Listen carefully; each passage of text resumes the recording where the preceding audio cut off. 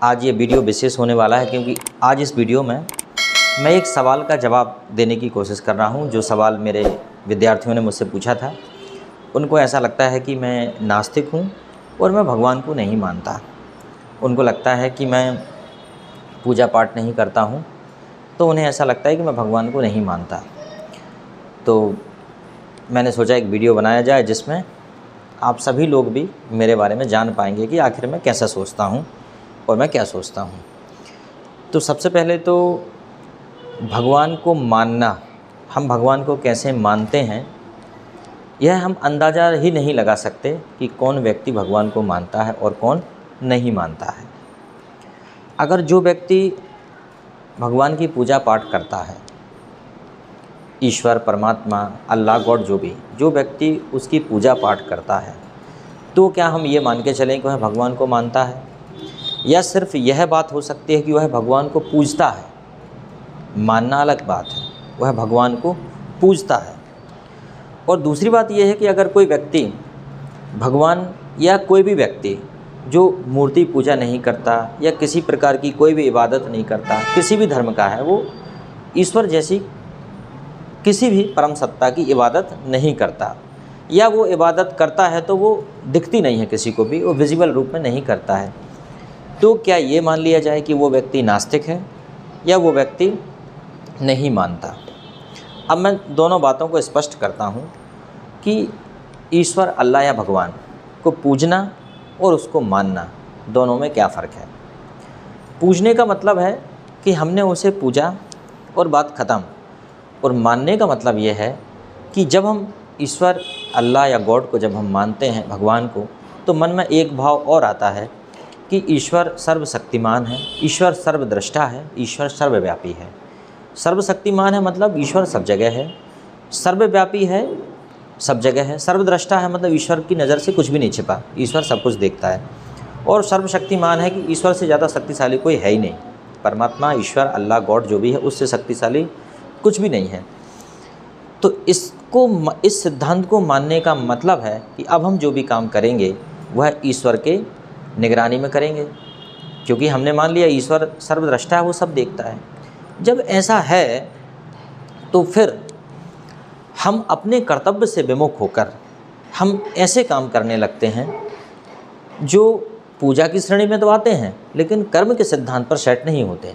उदाहरण के तौर पे मान लीजिए मैं एक शिक्षक हूँ, और अगर मैं अपनी पढ़ाई लिखाई छोड़कर, बच्चों को पढ़ाना छोड़कर, और उसी समय में से मैं कोई दूसरे प्रकार की पूजा करने लगता हूँ, अब आपकी नज़र में ये क्या है? अगर मुझे क्या करना चाहिए? क्या मुझे अपने बच्चों को विद्यालय में कंटिन्यू पढ़ाना चाहिए, या थोड़ा सा समय लेकर मुझे अपनी धार्मिक गतिविधि करना चाहिए? तो आप शायद यही कहेंगे कि नहीं सर, आपको दोनों काम करना चाहिए। आपको स्कूल में बच्चों को ईमानदारी से पढ़ाना चाहिए, और जब खाली समय हो तब आपको अपनी धार्मिक गतिविधि करना चाहिए। और मैं भी यही चाहता हूँ कि ऐसा ही होना चाहिए। तो जो लोग ऐसा कर रहे हैं वो तो हम मान सकते हैं कि वो ईश्वर को भी मानते हैं और उसे पूजते भी हैं, परंतु कुछ ऐसे हैं कि अगर मान लीजिए जो अपने कर्तव्य से विमुख होकर दूसरे काम में लग जाते हैं, तो फिर हम मान सकते हैं कि वो सिर्फ पूजते हैं, वो मानते नहीं हैं, क्योंकि शायद ईश्वर यही चाहता होगा कि हम सबसे पहले अपना कर्म ठीक से करें। मैंने अभी कुछ दिन पहले ही व्हाट्सएप पे एक मैसेज पढ़ा था कि एक घर में एक व्यक्ति अपने दादा दादी की सेवा कर रहा था, और उसके दरवाजे पर भगवान आ गए और उन्होंने कहा कि भाई जल्दी आओ, हमें दक्षिणा दो, जल्दी आओ, हम भगवान हैं, हमें बैठने के लिए आसन दो। तो उसने कहा कि भाई भगवान हो या कुछ भी हो, मुझे इससे कोई फ़र्क नहीं पड़ता, क्योंकि मैं अभी अपने दादा दादी की सेवा कर रहा हूँ और ये मेरी प्रथम पूजा है। जब वो बच्चा अपनी दादा दादी की सेवा करके बाहर आया तो वो तब भी वहाँ खड़े थे, वो संत फ़कीर वो तब भी वहाँ खड़े थे। तो उन्होंने कहा कि हम भगवान हैं और हम तुम्हारी जो भक्ति है, तुम्हारी जो सेवा का भाव है, उससे हम काफ़ी प्रसन्न हैं। तो ऐसी प्रेरक कहानियाँ हम पढ़ते रहते हैं। इन कहानियों को पढ़ने के बाद लगता है कि वाकई अगर व्यक्ति अपने कर्म पे ध्यान दे तो उसे किसी भी प्रकार की पूजा पाठ करने की आवश्यकता नहीं है। कर सकता है पर आवश्यकता नहीं है। हमने अक्सर देखा है कि लोग भगवान को किस तरीके से मानते हैं। अगर मान लीजिए आज मैं अपनी क्लास में पढ़ा रहा हूँ और अगर मुझसे हमारे प्राचार्य ये कह देते हैं कि आज अच्छे से पढ़ाना, क्योंकि आज भगवान आएंगे और वो आपका सुपरविज़न करेंगे, वो आपकी जांच करेंगे आप कैसा पढ़ाते हो। तो शायद मैं इस बात को मजाक में टाल दूं, लेकिन अगर वो इसकी जगह पे ये कह दें कि आज कलेक्टर साहब आने वाले हैं या हमारे शिक्षा विभाग के बड़े अधिकारी आने वाले हैं, तो आपको अच्छे से पढ़ाना है, तो और मैं इतने अच्छे से पढ़ाऊँगा कि मैं बाथरूम जाना भी भूल जाऊँगा कि मुझे बाथरूम करने भी जाना है। मोबाइल एक तरफ स्विच ऑफ और सब। इसका मतलब क्या है? इसका मतलब ये है कि मैंने एक अपने बड़े अधिकारियों के डर से अपनी क्लास में ठीक से पढ़ाया। लेकिन पहली वाली बात में सर ने मुझसे कहा था तो मैंने भगवान की बात को सीरियसली नहीं लिया। इसका मतलब मैं क्या हुआ? इसका मतलब मैं भगवान को नहीं मानता। इसका मतलब मैं नहीं मानता क्योंकि मैंने उनकी बात को गंभीरता से नहीं लिया। अगर मैं मानता तो उनकी बात को गंभीरता से लेके अपना काम, और शायद ऐसा बहुत सारे लोगों का हाल है। अस्पताल में लोग जाते हैं मरीजों को फल वितरण करने के लिए, अच्छी बात है, सबको जाना चाहिए, बहुत हिम्मत वाला काम है, एक अच्छा काम है।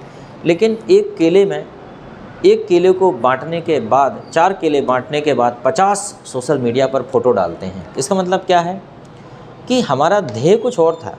हमारा ध्येय था पॉपुलैरिटी, हमारा ध्येय था पब्लिक में फेमस होना, हमारा ध्येय एक धार्मिक रूप से किसी की मदद करना नहीं था, क्योंकि हमारा ध्येय था, हमने सबसे ज़्यादा इस पे ध्यान दिया कि हमारी फ़ोटो कितनी अच्छी और कैसे आएंगी। जब मैं छोटा था तो मैंने एक कहानी सुनी। कहानी ये सुनी कि एक कथावाचक यह सुना रहे थे कि चोरी करना पाप है। वहाँ उसी समय एक चोर वहाँ पे चोरी करने आया था, लेकिन वो कथा से इतना प्रभावित हुआ कि उसने भी विचार किया कि आज के बाद अब वो कभी चोरी नहीं करेगा। लेकिन जब वही चोर जब घर जा रहा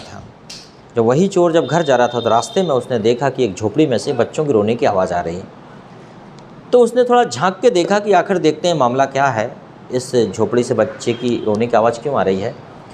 तो उसने देखा कि बच्चे खाना मांग रहे हैं बार बार, और माँ के पास खाना देने के लिए कुछ भी नहीं है।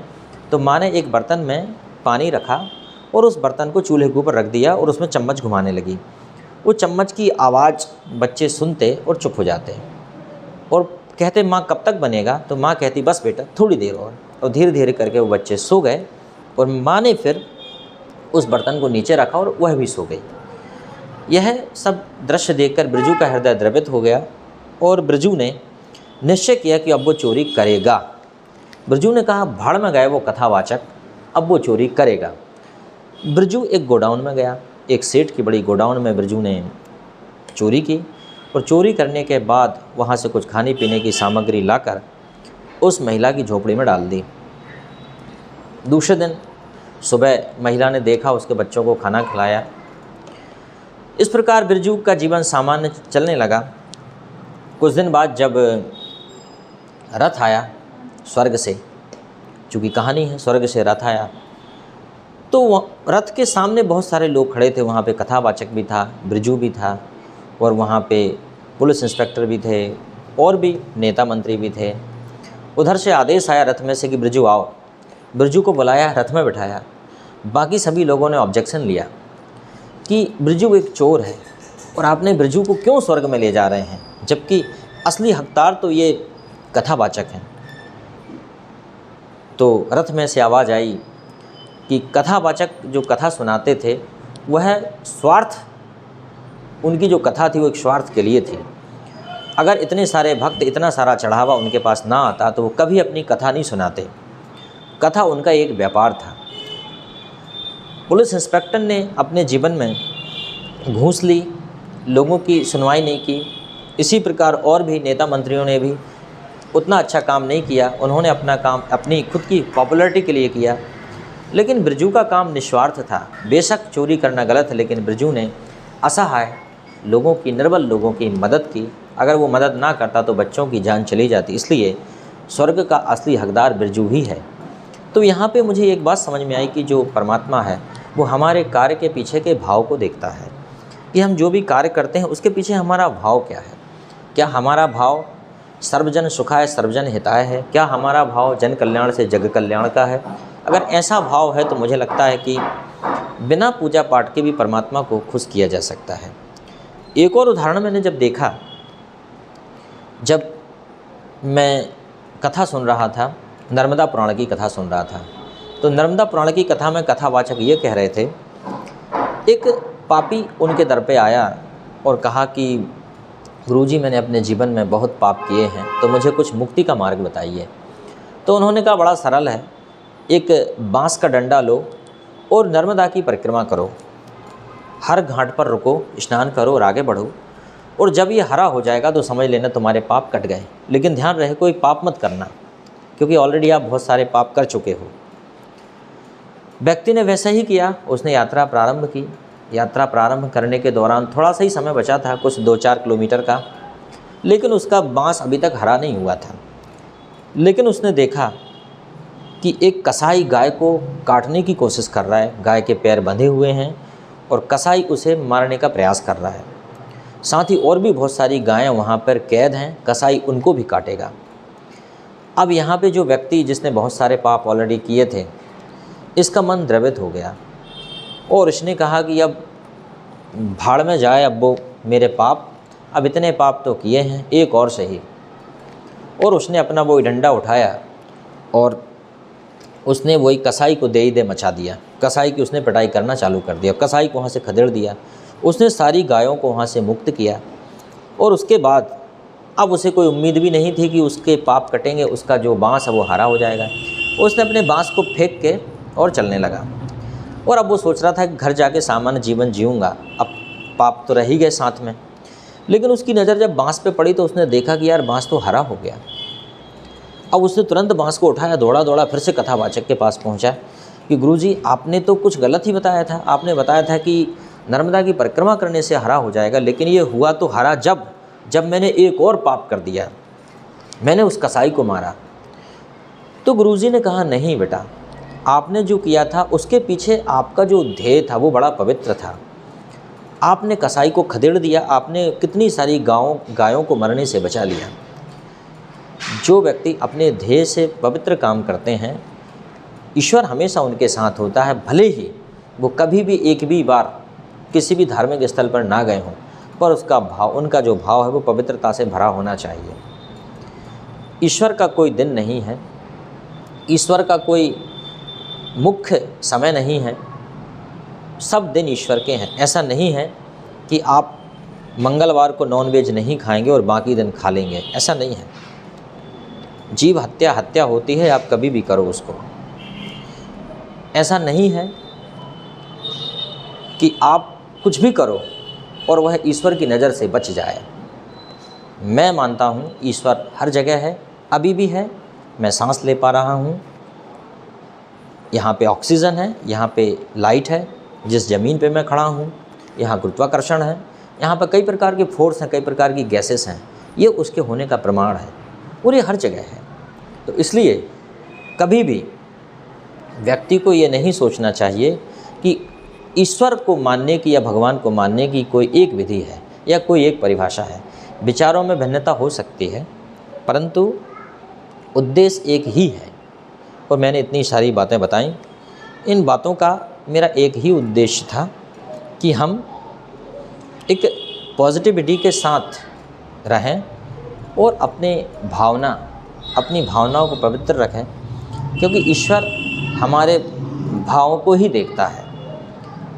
हमारा कर्म कितना सुंदर है, लेकिन कर्म के पीछे का भाव क्या है यह देखा जाएगा।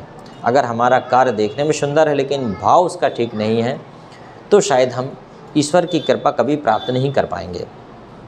यही मेरा मानना है। अगर ईश्वर सच में होगा तो वह हम सबका मूल्यांकन हमारे कर्म के आधार पर करेगा। हमने अपने जीवन में कैसे काम करे। अगर हमने अपने जीवन में अच्छे काम नहीं करे और हमने बहुत ही ज़्यादा पूजा पाठ की, तो क्या पता, कुछ कहा नहीं जा सकता। Thank you very much.